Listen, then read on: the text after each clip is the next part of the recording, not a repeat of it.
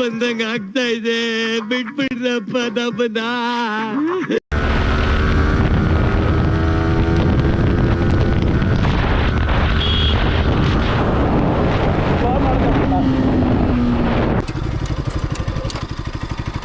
ಪರವಾಗಿಲ್ಲ ಬಿಡಪ್ಪ, ಏನೋ ಚಿಕ್ಕ ಹುಡುಗ ಅಂತ ಬಿಟ್ಟಿದ್ದೀನಿ. ಹೊಸ ಗಾಡಿ ತಗೊಂಡಿದ್ಯಾ, ಸುಮ್ಮನೆ ಯಾಕೆ ಸೋಲ್ಸಿ ಬೇಜಾರು ಮಾಡೋದು ಅಂತ.